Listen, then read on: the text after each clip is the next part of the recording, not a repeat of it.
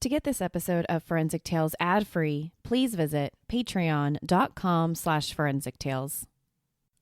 Forensic Tales discusses topics that some listeners may find disturbing. The contents of this episode may not be suitable for everyone. Listener discretion is advised.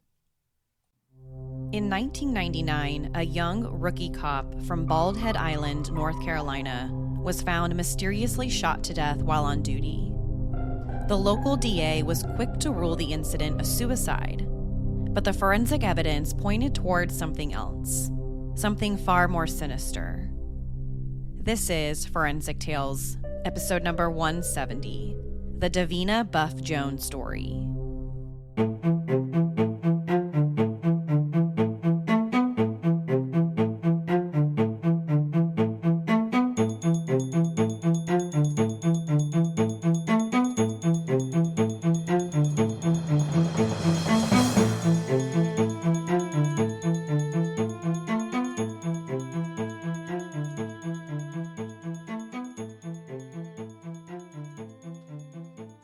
Welcome to Forensic Tales. I'm your host, Courtney Fretwell Areola.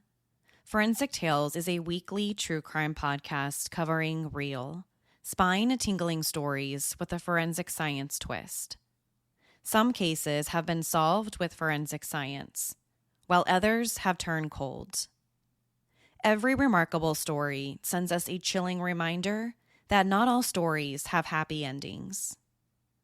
As a one-woman show, your support helps me find new compelling cases, conduct in-depth fact-based research, and produce and edit this weekly show. As a thank you for supporting the show, you'll get early ad-free access to weekly episodes, shout-outs and episodes, priority on case suggestions, and access to weekly bonus episodes.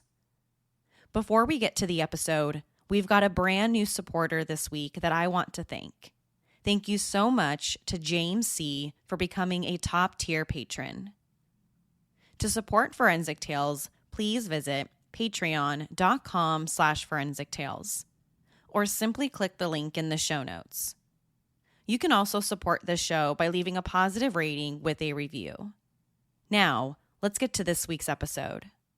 In the early evening of October 22nd, 1999, Davina Buff Jones stopped by a local gas station to pick up Coke and cigarettes before boarding a ferry headed toward Bald Head Island, North Carolina. Before she headed out the door that night, she kissed her two beloved Australian Shepherd dogs goodbye. At 33 years old, Davina was headed to the island to start the night shift, working as a police officer for the Bald Head Island Police Department. She had only been working with the department for a little over 10 months, so she was still considered a rookie police officer. As Davina boarded the ferry, she didn't look like your typical cop. She stood only 4 feet 11 inches tall and weighed about 90 pounds, soaking wet. Maybe with all of her police gear on, she could crack 100 pounds. The ferry ride to Bald Head Island took about 20 minutes. According to the city's website, when you board the ferry for the 20-minute ride to Bald Head Island, North Carolina, you leave your car behind, along with all the stress of the mainland world. On the way over, Davina noticed 3 men on the ferry who appeared to be heavily intoxicated. As a police officer, she made a mental note about what the men looked like, just in case any of them decided to do something stupid. Then she kept to herself, waiting for the ferry to dock. Once the boat arrived, Davina and everyone else on board got off and headed toward wherever their destination on the island was. For Davina, she was headed to clock in for her shift. Davina was scheduled to be on duty that night with her partner, Officer Keith Kane. Since Davina was sworn in as a Bald Head Island PD officer, she was assigned to work with Officer Kane as her partner. Although he had only been a police officer with the department for less than 2 years, he was considered her superior because he had been on the force longer. So while Davina and Kane worked as partners together, he was considered her superior. The start of Davina Jones and Keith Kane's shift was completely normal until about 11:30 p.m. That's when emergency dispatchers received a radio call from Davina. Davina announced over the police radio, quote, "Show me out with 3. Stand by, please," end quote. This was protocol for Davina to let dispatch know she was initiating an interaction with these people. In other words, she's stopping and questioning 3 individuals in the line of duty as a police officer. Seconds after Davina told dispatch she was talking with 3 individuals, she said something else over the police radio.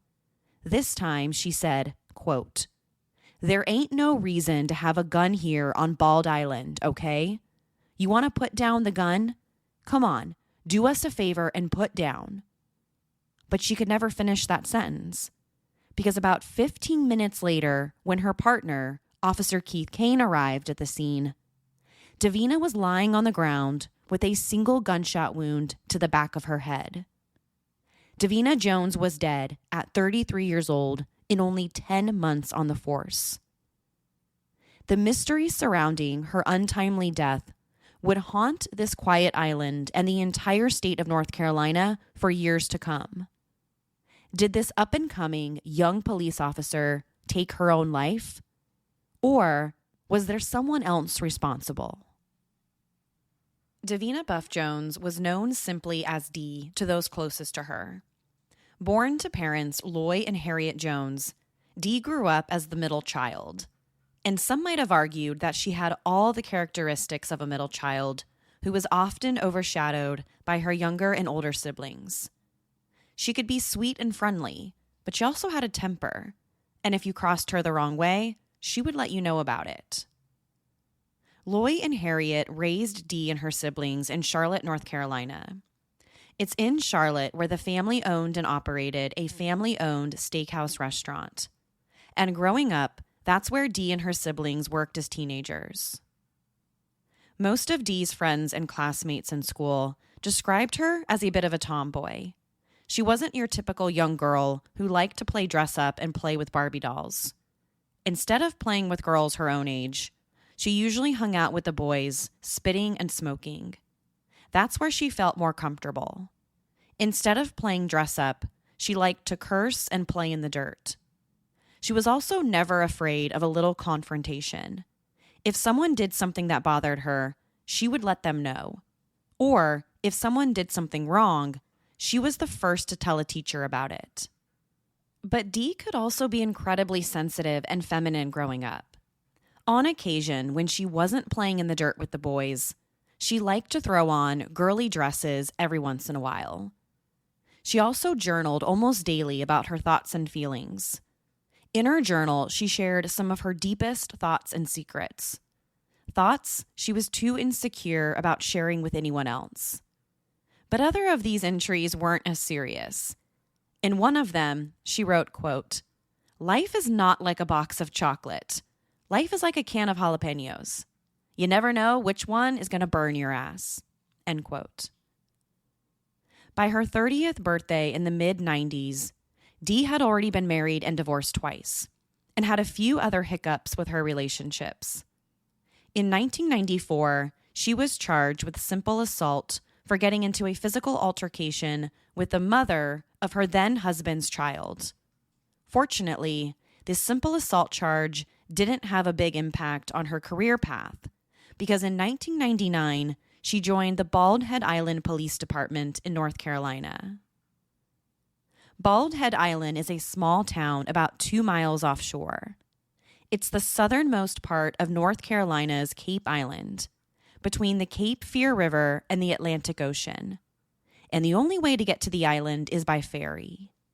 The ferry picks people up at the Deep Point Marina on the mainland and drops them off at the harbor on Bald Head Island. Every day, the ferry leaves the mainland at the top of the hour and returns back on the half hour. As soon as you arrive on Bald Head, one of the first things you see is their iconic lighthouse, originally built in 1817. Almost everyone who lives or stays on the island gets around by a golf cart. The only people who typically drive cars there are number 1, police officers, and number 2, firefighters. Everyone else uses a golf cart or simply walks to get around. The entire island is around 12,000 acres big, but only about 2,000 acres are actually used. The other 10,000 acres on the island are completely untouched beaches, marshes, and forest preserves. Throughout the 17th and 18th centuries, Bald Head Island was a popular hideaway for pirates.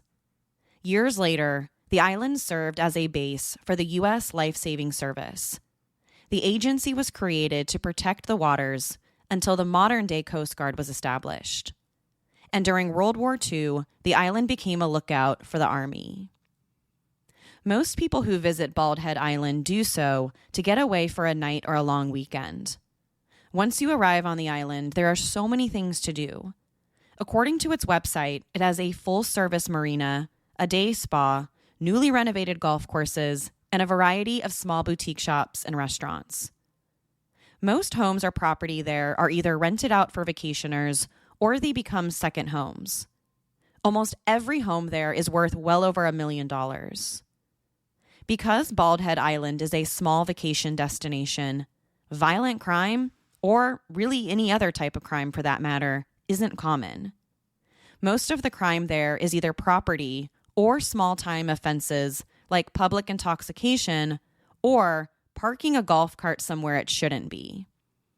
If someone wants to become a police officer for a department that is generally considered low risk, Bald Head Island Police Department is the right place. In fact, until Davina Jones, no Bald Head Island police officer had ever died while on duty. Another reason why her sudden death instantly baffled the entire community.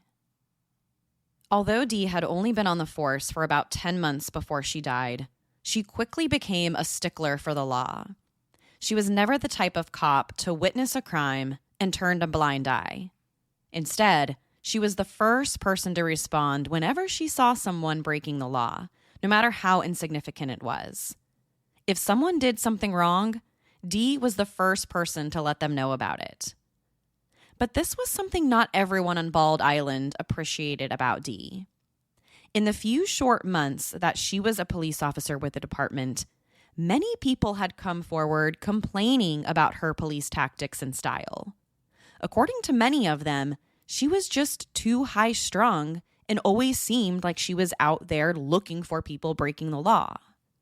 But like many first-year cops, Dee didn't believe in bending the rules for anyone, not locals on the island, not first-time vacationers. According to Dee Jones, no one was above the law on Bald Head Island. When Dee got on the ferry from Deep Point Marina to head toward Bald Head, it seemed like the start of an ordinary workday. She and her partner, Officer Keith Kane, were assigned to work together like they did almost every shift. And it started as a relatively quiet night on the island. Around 10 o'clock p.m., both Dee and Keith Kane braked for dinner. But before they could sit down and start eating, a call came in on the police dispatch about a stolen golf cart near the marina. Now, stolen golf carts weren't uncommon on the island. Sometimes it was simply a mistake where someone accidentally drove off with someone else's golf cart. Other times it was an unattended teenager who decided to take a quick joyride. So when Dee and her partner received the call about the stolen golf cart in the marina, they didn't really think too much about it other than the fact that it was disturbing their dinner break. Dee and Officer Kane drove in two separate police cars on their way to the scene. Kane drove in his Chevy Blazer, and Dee went in her white Ford Ranger pickup truck. When they first got to the marina, they didn't see anything. No sign of the golf cart, and the area was pretty quiet. By that point in the night, this is after 10 o'clock p.m., most people who weren't staying on the island overnight had already taken the ferry back to shore. So after waiting around for just a few minutes without seeing anything suspicious, they decided to drive back to the police station. Once they got back, Dee went to sit at her computer desk, and her partner went back to the microwave to reheat his dinner. But Dee didn't sit at her desk for very long. Only a few minutes after they got back to the police station, Dee told her partner that she was going to take a ride around the island. She didn't say what she was planning to do or where she was planning to go, and before her partner could even ask any of these questions, she was already out the door. At 11:59 p.m., just before midnight, Dee stopped at a payphone near the marina and placed a phone call to her ex-boyfriend. Now, it's unclear what exactly this phone call was about because Dee and this ex-boyfriend had allegedly just recently broken up, and the phone call between her and the ex only lasted a few minutes. After the short phone call, she returned to her pickup truck and drove toward Old Baldy, the island's signature lighthouse. A few minutes after she arrived near the lighthouse, she placed that mysterious call to police dispatch. Minutes later, she was found dead outside her patrol car with a single gunshot wound to the back of the head. As soon as Dee made the dispatch call, her partner, Officer Kane, rushed to the lighthouse. On his way over there, he repeatedly radioed back to dispatch, asking them if Dee had said anything about who she was with, but they had no idea. They also said that they had repeatedly tried to get Dee to respond, but her radio was dead silent. About 15 minutes after Dee made the first call over the radio, Officer Kane finally found her white pickup truck. It was parked in a dead end about 20 yards away from where the street turned off. The parking lights were on and the engine was still running. Dee's flashlight was also still sitting on the front passenger seat. Her partner, Officer Kane, said that she would never get out of her truck at night without her flashlight. The first thing Kane saw was Dee's pickup truck, but he didn't see any sign of her, not at first. So he decided to walk toward the base of the lighthouse and noticed that the door was open. But he still didn't see anything suspicious. That's when he decided to walk toward the Lighthouse Foundation's museum, a building that was under construction about 20 feet away. He walked directly up to what appeared to be a pile of dirt and trash. But it wasn't just a pile of dirt or trash, it was his partner Dee. She was lying face down on her stomach. Her head was turned slightly to the right with her cheek resting on the ground. Her hair was soaked in blood, and a Glock pistol was underneath her right hand.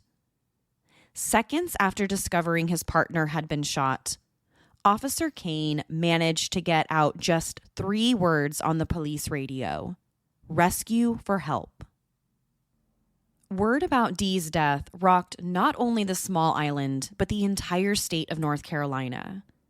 According to the Charlotte magazine, police officers on Bald Head are more likely to help an elderly resident carry groceries inside than to investigate a violent crime. Bald Head would be one of the last places you'd expect to have a police officer killed on duty. So what exactly happened to Dee that night right there by the lighthouse? The answer to that question took months. And when everything was said and done, the answer was almost more shocking than the incident itself. Dee's complete autopsy was released to the public within just a few days of her death, and rumors around the small island began to swirl about this possibly being a suicide. A small town rumor that infuriated Dee's family and friends. According to the regional medical examiner in Jacksonville, based on the evidence, Dee's death was highly consistent with a suicide for a couple of reasons. Number 1, the detectives who investigated her death found no witnesses suggesting foul play. In fact, not one single person came forward who said that they heard or saw anything around the lighthouse around the time Dee was shot. The only person investigators identified was an island worker who said that he heard what thought was like the lid of a trash can slamming shut just before midnight. But he didn't say anything about hearing a gunshot. So the lack of witnesses seemed to suggest this could be a suicide. At least, that's the only conclusion the detectives could come up with. Number 2, a lack of credible suspects. According to the investigators, they couldn't find even one person they could consider a possible suspect. They looked into everyone in Dee's life, her friends, acquaintances, coworkers, ex-lovers, and they couldn't find a single person with a possible motive for wanting her dead. Plus, the island of Bald Head is extremely small, which means not many people live there. And most of the people who go to the island only go there to visit and then they go back home. And the only way to get to Bald Head is by ferry. So the police knew every single person who got on and off the ferry the night of Dee's death. And according to them, no one who either went to or left the island that night presented themselves as a credible suspect. Then, without a credible suspect in mind, the only other logical conclusion is suicide. The third reason the police and the medical examiner leaned toward suicide was the gunshot wound itself. Based on the autopsy results, we know Dee was shot once in the back of her head, and that single shot was fatal. The police also found her government-issued service weapon underneath her right hand when her partner discovered her. According to forensic testing performed by the FBI's crime lab, the bullet that killed Dee came from her own gun. In other words, she was shot in the head with her own police weapon.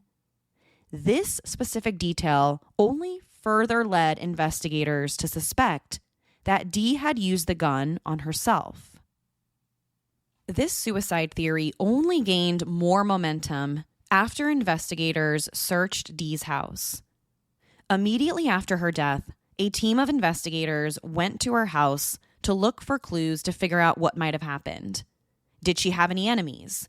Would they find any evidence she was depressed?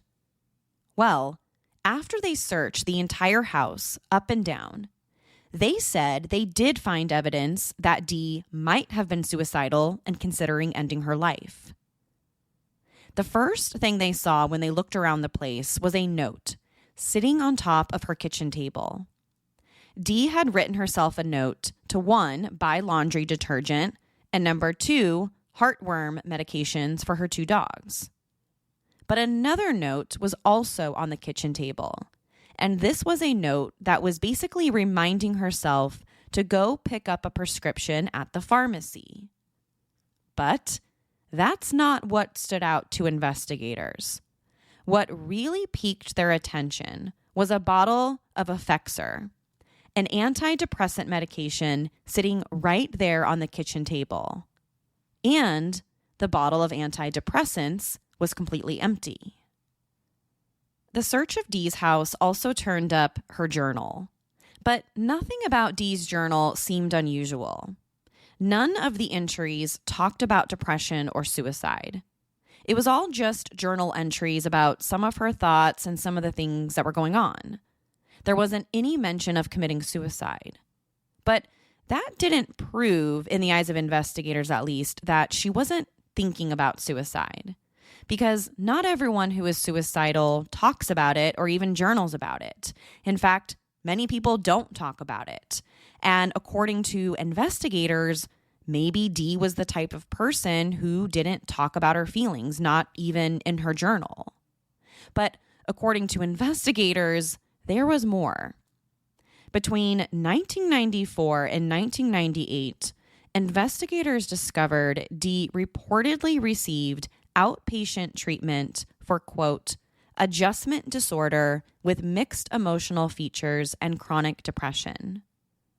Adjustment disorder refers to, quote, an emotional or behavioral reaction that develops within 3 months of a life stress and which is stronger or greater than what would be expected for the type of event that occurred, end quote. During this 4-year time frame between 1994 and 1998, she visited the doctor for treatment over 170 times. Over the last few years of her life, Dee also made several trips to her own doctor, Dr. Keith Rushley. Her visits with him became even more frequent during the 1.5 years leading up to her death. During these doctor visits, her doctor prescribed her Zoloft, a commonly prescribed antidepressant. Then about 1 month before her death, he switched her medication to Effexor. On her last visit with him, she was prescribed a 30-day supply. This was the same empty bottle the police found on her kitchen table just hours later. Throughout the investigation, Dee's personal life was also scrutinized. They were looking for anything that might suggest she was under a lot of stress when she died. And after a bit of digging, they found something. Just 5 nights before the shooting, October 17th, Dee was at home contemplating breaking up with her on and off again boyfriend, Scott Mosen. Scott was also a police officer and worked for the Oak Island Police Department. But the relationship between Scott and Dee wasn't good. They were constantly getting into fights, breaking up, and then getting back together. This was a cycle that went on for months. So on the night of October 17th, just 5 days before the shooting, she was thinking about ending her relationship with Scott for good.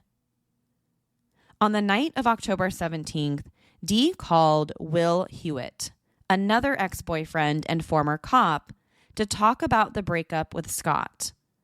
According to Will Hewitt, she sounded really upset, but he doesn't recall her ever crying over the phone.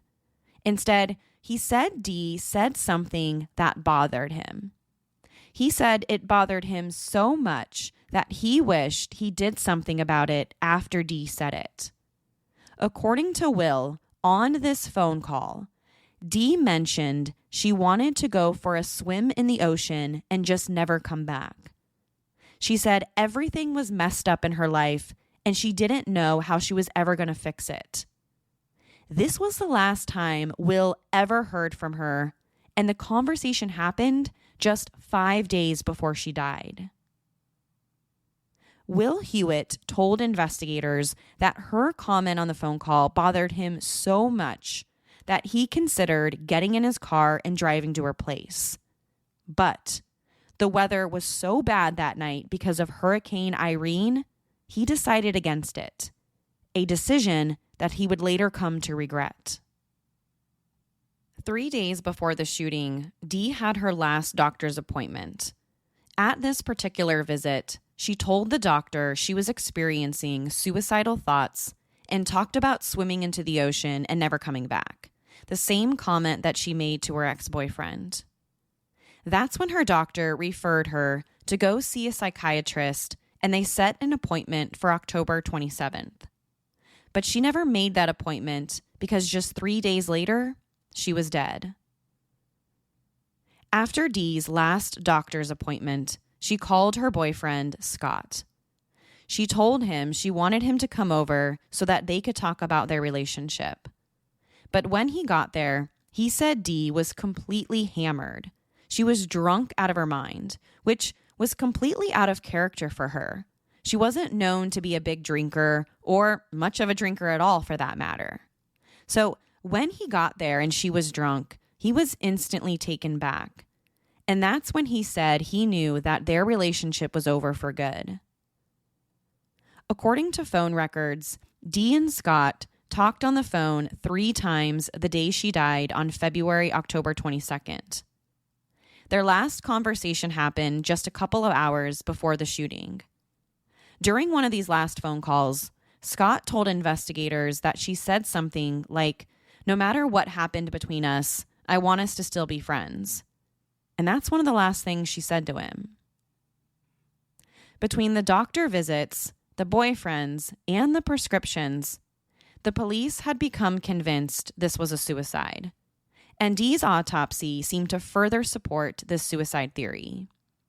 The medical examiner who performed the autopsy noted in the official report that, quote, "The bullet's trajectory went up and to the left." He also noted the wound was, quote, "a hard contact gunshot wound." This means that the gun's muzzle was in direct contact with the back of Dee's head when the shot was fired, something that is highly consistent with suicide.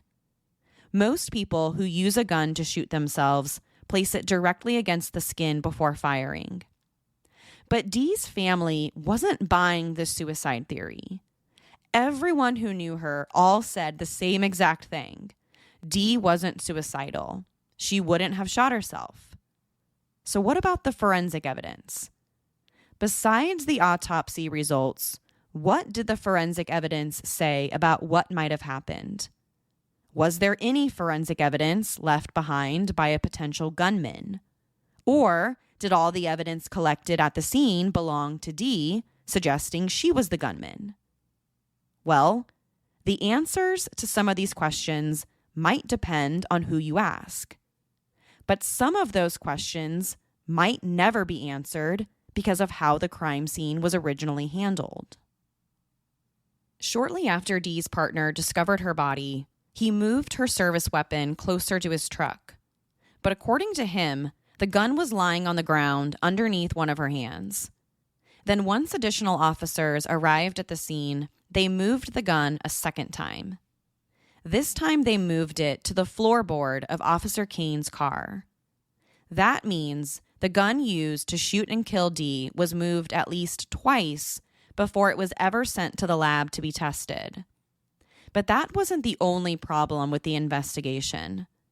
Once the gun was finally sent to the forensic lab for testing, the results came back inconclusive. The lab wasn't able to find any fingerprints anywhere on the gun. They didn't find Dee's prints or anyone else's. The gun had been wiped completely clean of any prints. Maybe it's because the gun was moved so many times before it was tested, or maybe there's another possible explanation. But whatever the case is, not a single fingerprint was found anywhere on the gun. Wouldn't you expect to find at least a few of her prints if, in fact, Dee shot and killed herself? Or even the fact that it's her gun. You'd probably expect to lift her prints simply because the gun belonged to her. It was her service weapon. But they didn't find anything. It had been wiped completely clean. But the handling of the gun wasn't the only problem with how the crime scene was processed. Less than 24 hours after her body was discovered, the entire scene was hosed down with water, instantly destroying any valuable forensic evidence. Dee hadn't even been dead for a day before the entire area was washed clean with a fire department hose. It was washed down at the fire captain's orders because a wedding was scheduled to take place close by, and they didn't want anyone coming to the island for the wedding to know about the shooting.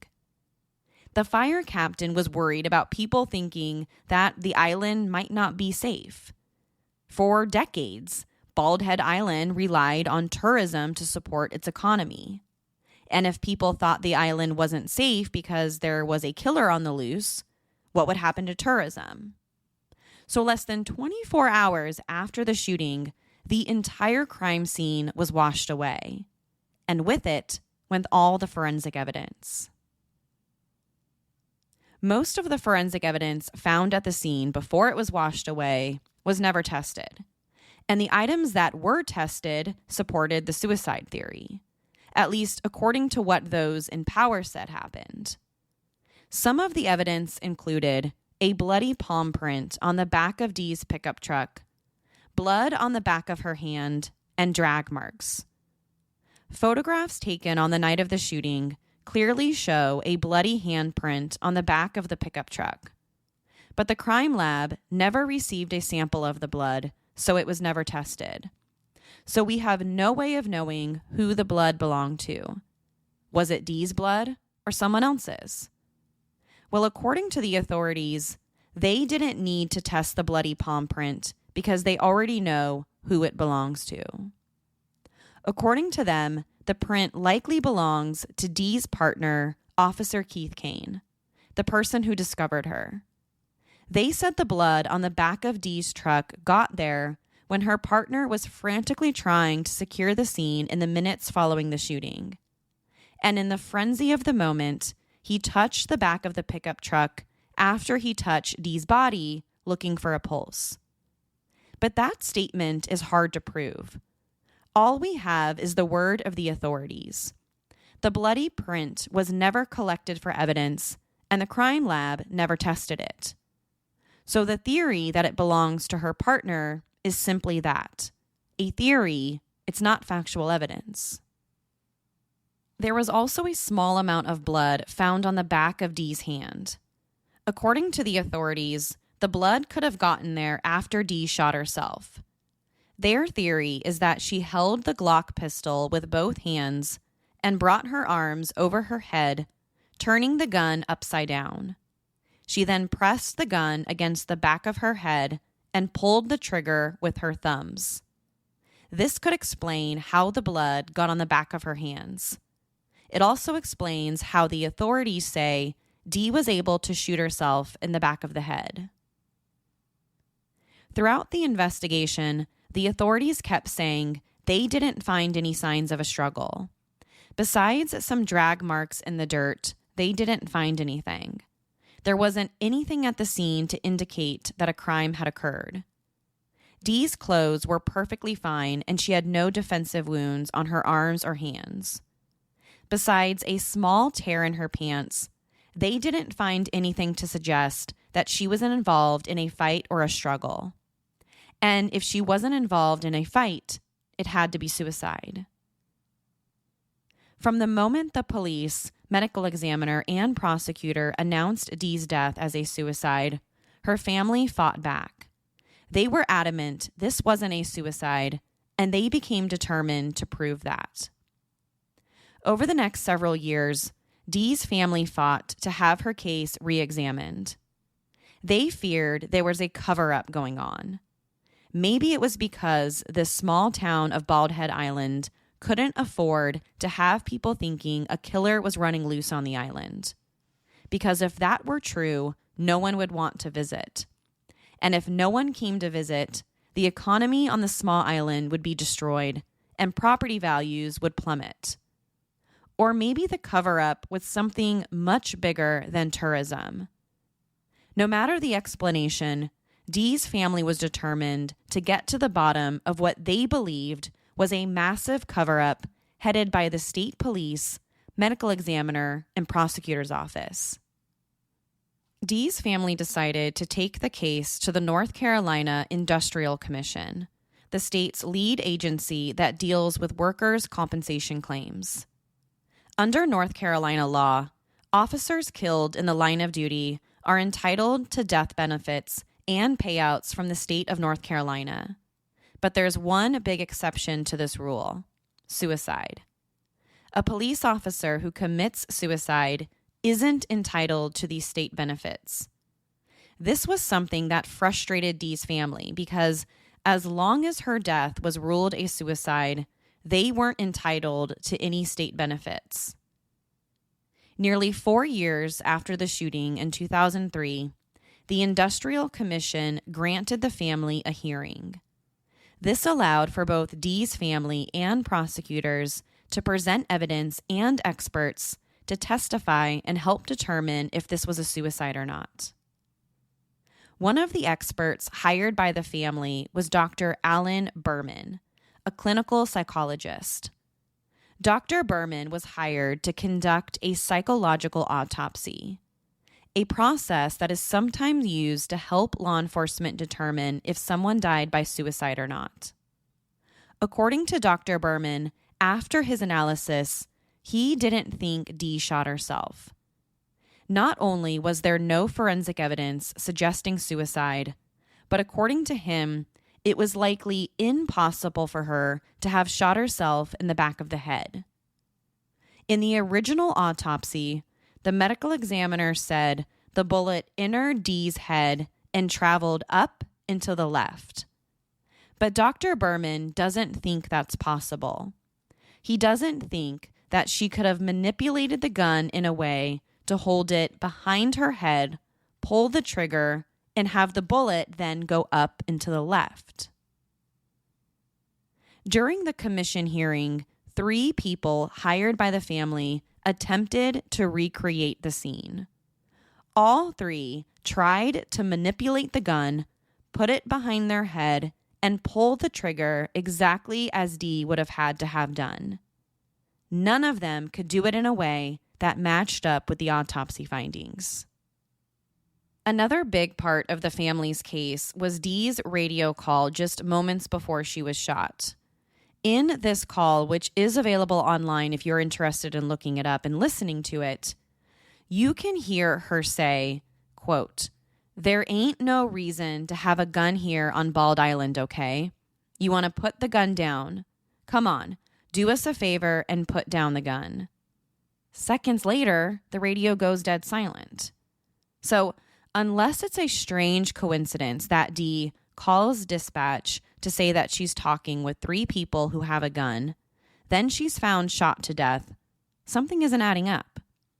Why would she call dispatch and say that she's talking with 3 people if she's just minutes away from committing suicide?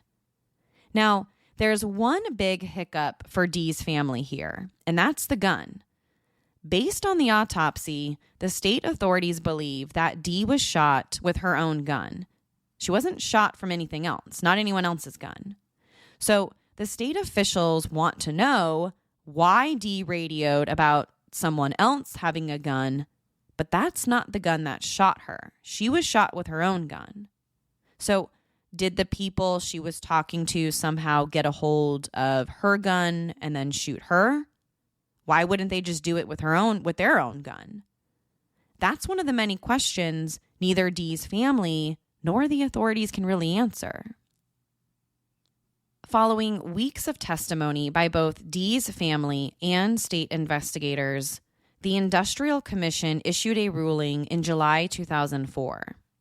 This was now over 4 years after the shooting. And for once, the family was happy with what they had to say. In this commission's ruling, they said, quote, "The determination of suicide is very unlikely, and the commission finds that the plaintiff has proven by sufficient evidence that her manner of death was not suicide, but rather homicide," end quote. The report made some pretty harsh comments about how the authorities conducted their investigation, from not properly securing the crime scene to washing away valuable forensic evidence less than 24 hours later. They said, quote, "The disturbance of the site where Davina's body was found and the disturbance and contamination of the crime scene make it impossible to make a definitive showing that the manner of death was suicide," end quote. Following the commission's ruling, the state was ordered to pay Dee's parents $25,000 plus cover their legal fees. But for Dee's family, the hearing was never about money. According to them, they just want answers. They want to know what really happened to their daughter, a person who they believe would never kill herself. But the family's celebration didn't last long. The state immediately filed an appeal, but it was denied. The commission upheld its original decision, plus awarded an additional $25,000 to Dee's estate, making the total payout $50,000. Several years later, state authorities and North Carolina prosecutors seemed to have a change of heart. 14 years after the shooting, in December 2013, North Carolina District Attorney John David officially amended Dee's cause of death to be listed as undetermined. It doesn't say suicide. It doesn't say homicide. It's simply undetermined. In a public statement, David had this to say, quote, "I can say with confidence today that we don't know exactly what happened. We are able to say conclusively that the earlier determination of suicide is not appropriate in light of what we know now.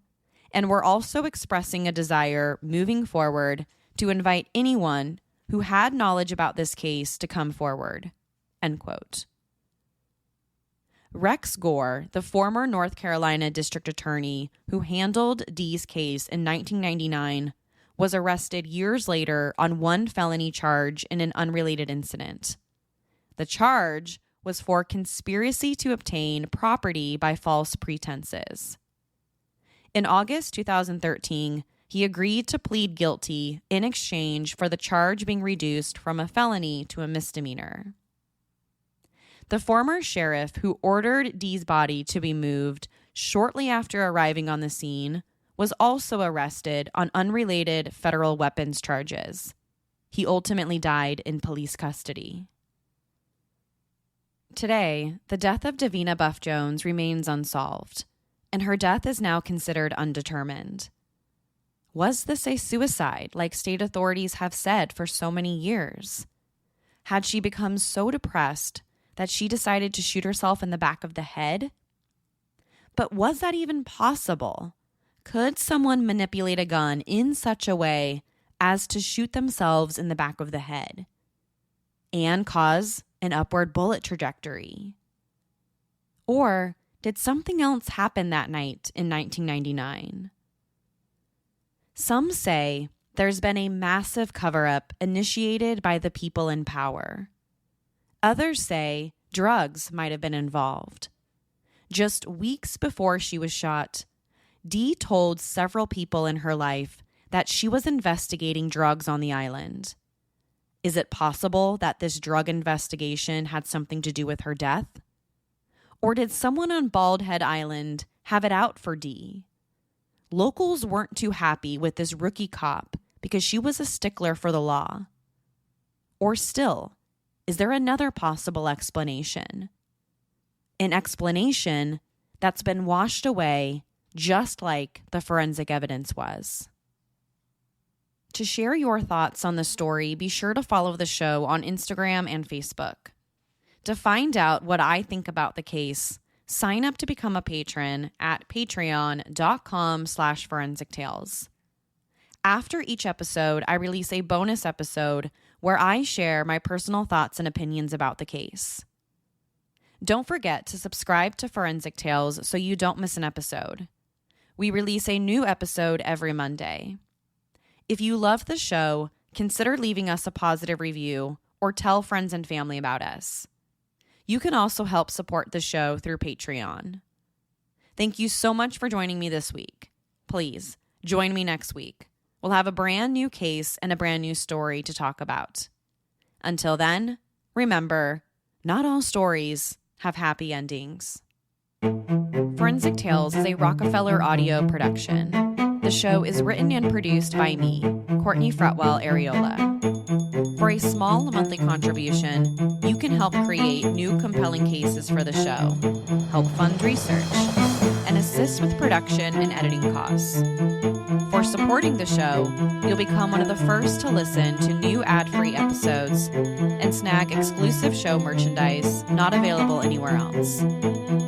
To learn about how you can support the show, head over to our Patreon page, patreon.com/forensictales, or simply click the support link in the show notes. You can also help support the show by leaving a positive review or telling friends and family about us. Forensic Tales is a podcast made possible by our Patreon producers, Tony A., Nicole L., David B., Paula G., Nicole G., Christine B., Karen D., Sherry A., Elizabeth M., Michael D., Nicola, Nora, Roberto R., Jerry M., Brian W., and James C. If you'd like to become a producer of the show, head over to our Patreon page, or send me an email at courtney@forensictales.com to find out how you can become involved. For a complete list of sources used in this episode, please visit forensictales.com. Thank you for listening. I'll see you next week. Until then, remember, not all stories have happy endings.